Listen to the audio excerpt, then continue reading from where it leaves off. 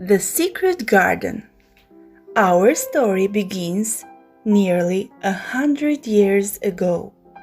A little girl called Mary Lennox lives in India with her mother and father. They are English, but they live in India because Mary's father works there. Mary is not a nice child. She is always cross. She is very thin and she is often ill. She has no friends and no brothers or sisters. She spends all her time with her Indian servant. She does not see her mother and father very often. Her father works very hard and her mother is not interested in children. She never really wanted a child. She likes parties, not children. When Mary is 9 years old, her life suddenly changes. One morning, she wakes up as usual, but her servant does not bring her breakfast. No one comes to her room. What has happened? Mary asks herself. Soon, she goes to sleep again. She sleeps for a long time.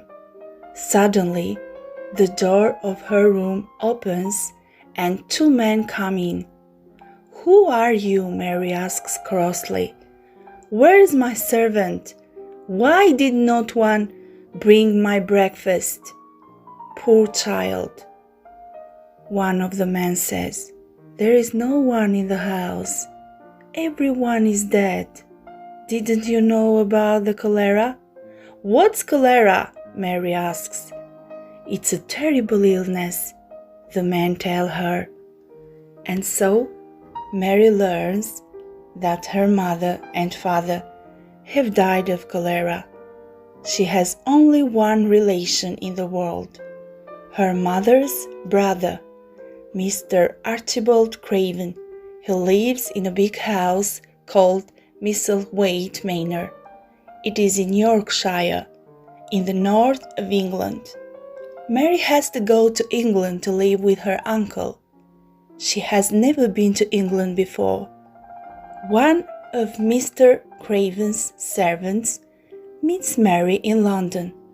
Her name is Mrs. Medlock. She and Mary go north to Yorkshire by train. Mrs. Medlock tells Mary about her uncle. He's a strange, sad man. His wife died 10 years ago. He's been very unhappy since then. He loved her a lot. You won't see Mr. Craven very much. He's often away from Misselthwaite Manor. The house is one of the biggest in Yorkshire. There are 100 rooms. But we don't use many of them. It's near the moor. Mary does not talk to Mrs. Medlock. She's frightened and unhappy and cross. What's a moor? She asks herself, but she does not ask Mrs. Medlock. She does not like her. It is dark and cold when they arrive at Misselthwaite Manor. Mary has never been so cold in her life. An old man opens the door. Take Mary Lennox to her room, he tells Mrs. Medlock. Mr. Craven is going to London tomorrow. He doesn't want to see the child. Upstairs, Mrs. Medlock says, These 2 rooms are yours. You mustn't go into the other rooms in the house. Do you understand? Yes, Mary says quietly. Before she goes to sleep, Mary says to herself, I hate this place. The next morning, she wakes up when a servant comes into her room. Who are you? She asks crossly.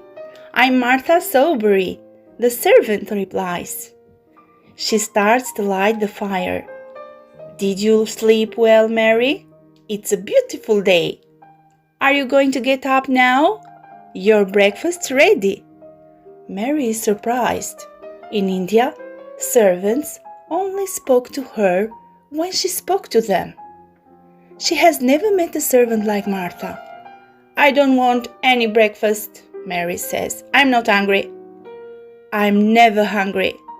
Never hungry, Martha cries. My 9 brothers and sisters are always hungry. There is never enough food for them. Why not? Mary asks. Because my father doesn't earn much money, Martha says. But we're a happy family. The fresh air of the moor keeps us well. My brother Deacon is always out on the moor.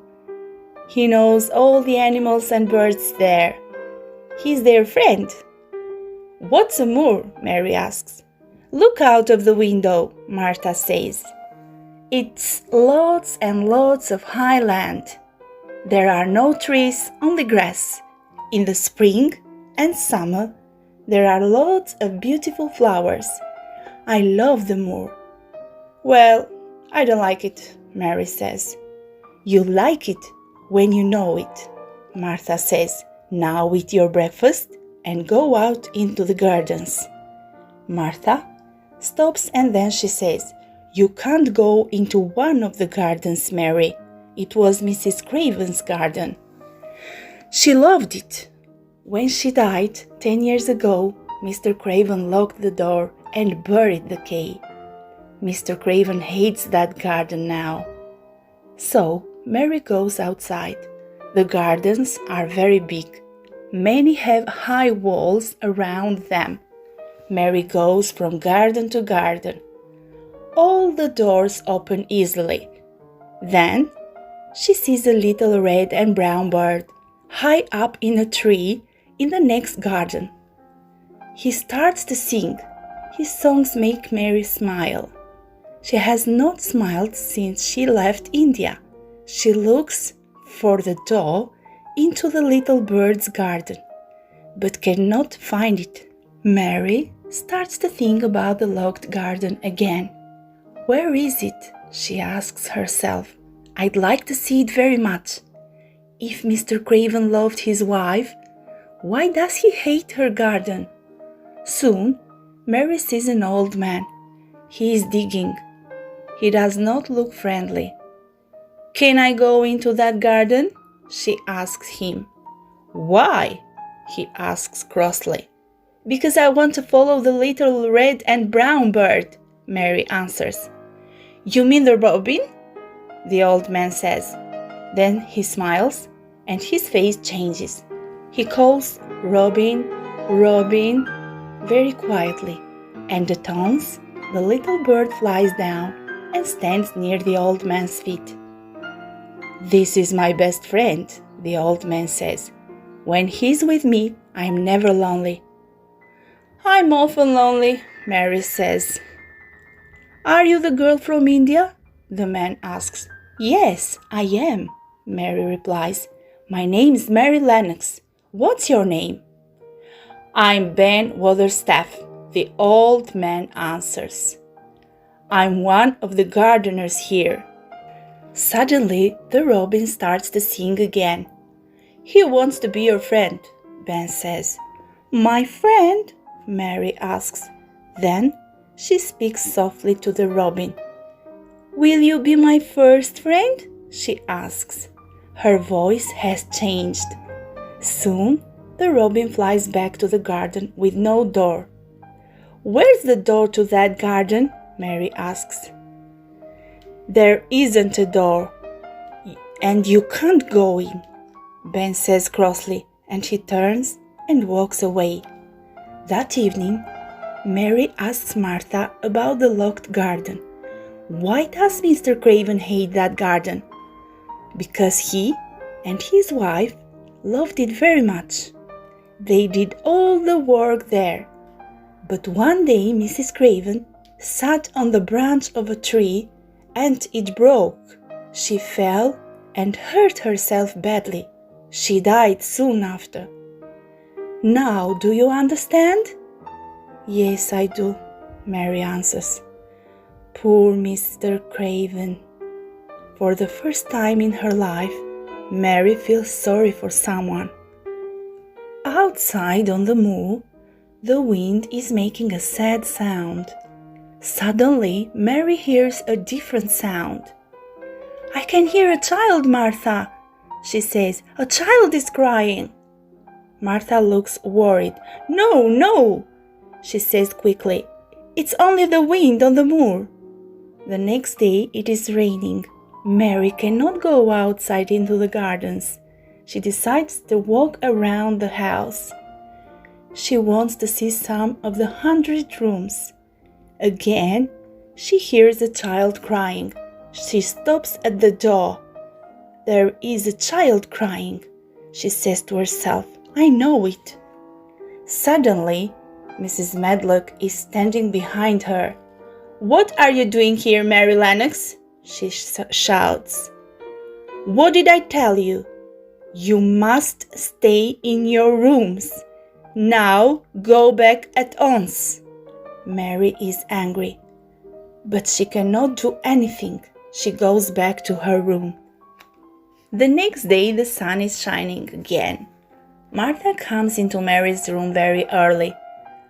I don't have to work today, she says happily. I'm going home after breakfast. Tell me about your house and your family, Mary says. Well, it isn't a big house, Martha says, and it's always full of children. My mother is a good, kind woman. She works very hard for all us. Deacon is a good boy too. He's very kind to his animals.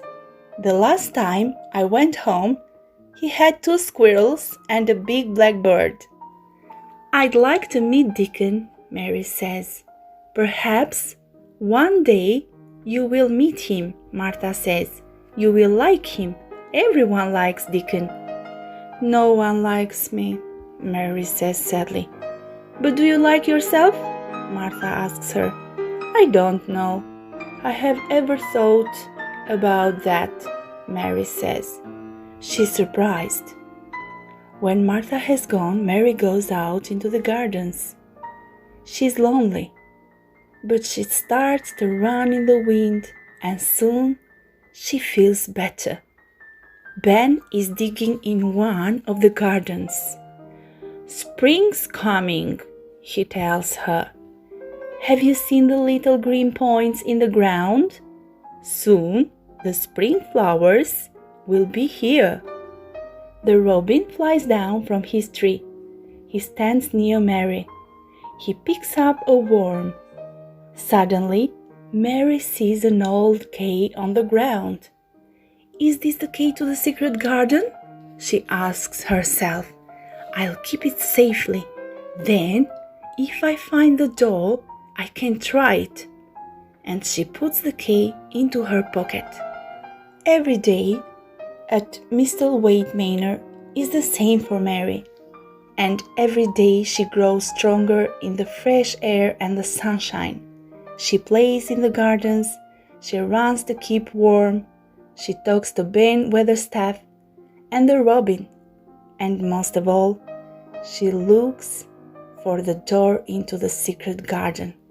She carries the key in her pocket always. One day, something wonderful happens.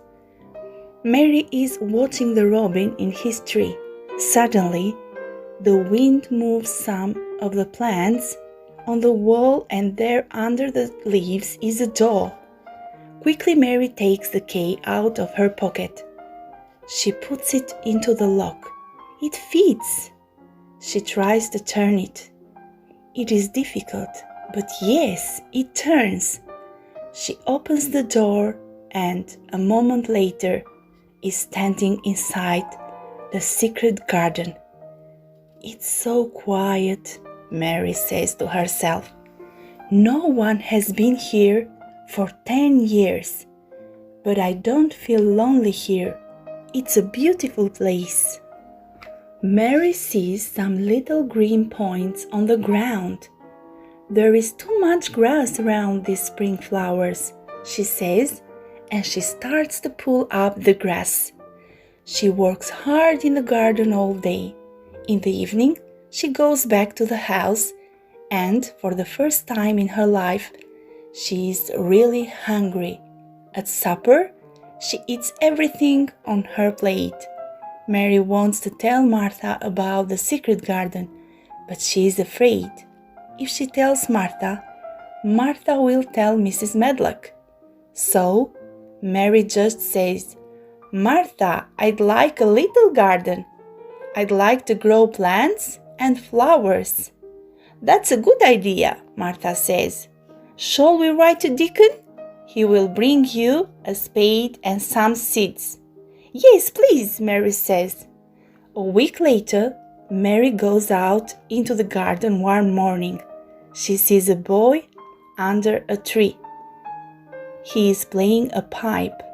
Two rabbits, a big bird, a little mouse, and a squirrel are listening to him. "Hello, I'm Deacon," he says. "I've brought you spade and the seeds." He smiles at Mary. "Will you show me your garden?" he asks. For a moment, Mary is worried. "Can you keep a secret?" she asks him. "Yes, I can," he replies. "I promise." "Do you know about Mrs. Craven's garden?" "Well, I'm making it live again." She takes Deacon into the garden. "It's beautiful," he says, "but there's a lot of work to do. Shall I help you?" "Yes, please," Mary says. "You're a kind boy, Deacon, and I like you." "And I like you too," Deacon says. Deacon and Mary work in the garden all day. In the evening, Mary goes into the house. "Quickly, Mary," Martha says. "Mr. Craven wants to see you. He's going away tomorrow." Mary looks carefully at Mr. Craven. He has a kind face, but he looks very sad. He is a good-looking man. "Are you happy here, Mary?" he asks. "Would you like anything?" "Yes, please, Mr. Craven," Mary answers. "I'd like my own little garden." "A garden?" Mr. Craven is surprised. "Yes, of course. A garden. Yes, you can have a garden. Take any piece of garden which the gardeners don't use." Mary is very happy. She can have her secret garden. That night, the wind wakes Mary up. It is making strange sound. Mary sits up in a bed. "I can hear that child again," she says. She gets out of the bed and goes to look for the child. She sees a light under a door. She opens the door. Inside, a boy is lying on a big bed. He is crying loudly. He sounds cross and sad. He stops when he sees Mary. He is frightened. "Are you real?" he asks. "Yes, I am," Mary answers. She is frightened too. "Who are you?" "I'm Colin Craven," the boy replies. "Who are you?" "I'm Mary Lennox. I live here. I didn't know about you. Did you know about me?" "No, I didn't," Colin answers. "They didn't tell me because I'm ill. I don't want people to see me. I'm going to be a hunchback, and I'm going to die. And my father hates me because my mother died when I was born." "Shall I go away then?" Mary asks. "No," Colin says. "Stay and talk to me." "Where do you come from?" "I was born in India," Mary tells him. "I came to live here after my mother and father died of cholera." "Your father is my mother's brother." "So we're cousins," Colin says. "That's good. How old are you, Mary?" "I'm 10. The same as you are," Mary says. "How do you know?" Colin asks. "Because your father locked the garden 10 years ago when your mother died," Mary says. "What garden?" Colin asks. "Oh, just a garden," Mary says. "Your mother used to love it. When she died, your father locked the door and buried the key." But Colin wants to know more. Remember, no one has been into the garden for 10 years, Mary says carefully. I'll make them open the door again, he says. Oh no, don't do that, Mary cries. Please, please, let's keep it a secret. If you make them open the door, it will never be a secret again. Perhaps we'll find the door one day. Then we can go inside and no one will know except you and me. I'd like that, Colin says. I have never had a secret before. Secrets are nice. Yes, they are, Mary says. Now you must go to sleep, Colin, and I must go to my room. The next morning, Mary says to Martha, I know about Colin. I heard him in the night. I found him. Martha is very worried. Oh no, she cries. Now I will lose my job. No, you won't, Mary says. Colin likes me. He wants to see me every day. I don't understand, Martha says. He never likes new people. It's magic. What's wrong with Colin? Mary asks Martha. Is he really going to die? No one knows, Martha says. He has never walked since he was a baby. He stays in bed all the time. His father thinks his back is weak. An important doctor from London came to see Colin once. He said Colin isn't really ill. He just needs fresh air and sunshine. But when they took Colin outside into the gardens, he became very ill. He has never been outside since that day. He thinks he's going to be a hunchback. I got better in the gardens, didn't I, Martha? Mary says. Perhaps Colin will get better in the fresh air and the sunshine, too. I will talk to him about it. That afternoon, Martha says to Mary, Colin wants to see you. It's magic. He's out of bed. He's sitting in a chair. Mary and Colin talk for a long time. She tells him about Deacon and his animals. He knows all the animals on the moor, she says. He understands them and he can talk to them. They aren't frightened of him. Sometimes he plays his pipe to them. I'd like to see the moor, Colin says sadly, but I never go outside again. I'm going to die.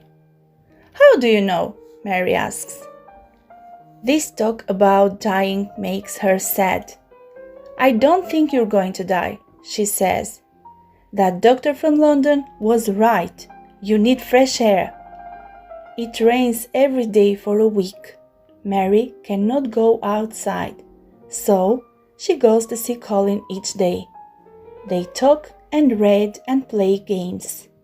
And for the first time in his life, Colin laughs. Mary wants to tell Colin about the secret garden, but she is afraid. Perhaps if I tell him, he will tell Mrs. Medlock and his father, then it won't be a secret. At the end of that week, Mary wakes up early in the morning and the sun is shining again. She jumps out of the bed and runs to the secret garden. Deacon is there already. Mary looks around the garden. There are spring flowers everywhere. Oh, Deacon, she cries, it's beautiful. But where's the robin? He's busy, Deacon says. He's building a nest for his wife's eggs. Deacon, do you know about Colin Craven? Miss Mary asks. Yes, I do, but I have never seen him, Deacon replies. He's very sad, Mary says. He thinks he's going to die. If we can bring him out here, he will get better. I know it. But do you think that he can keep our secret? Yes, I do, Deacon says. Tell him about it this evening. But when Mary goes back to the house, Martha says, "You must go to Colin's room at once." Colin is very angry. "I won't let Deacon come to Misselthwaite Manor again," he shouts. But Mary is cross too.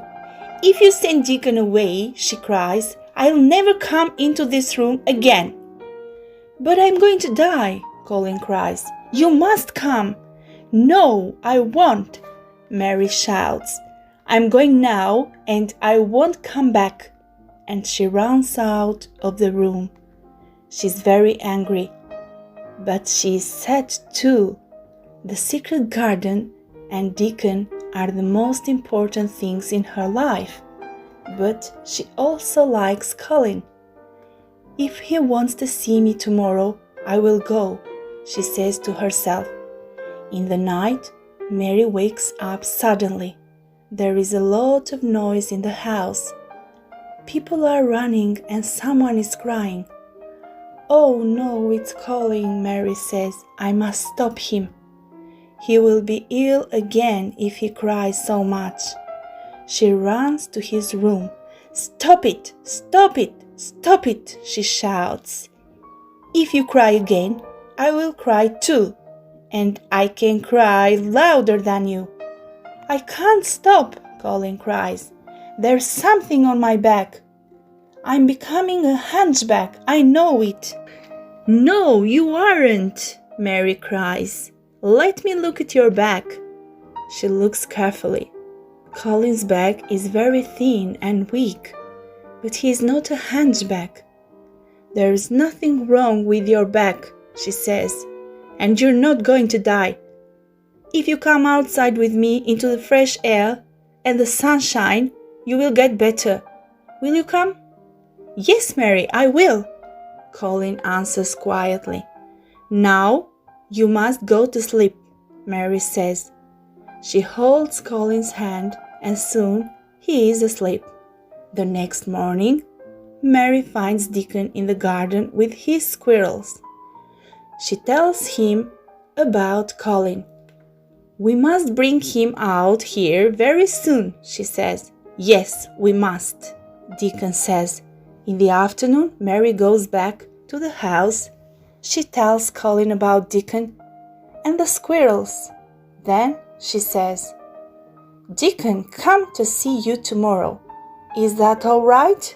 "Yes, please," Colin replies. "That's wonderful news."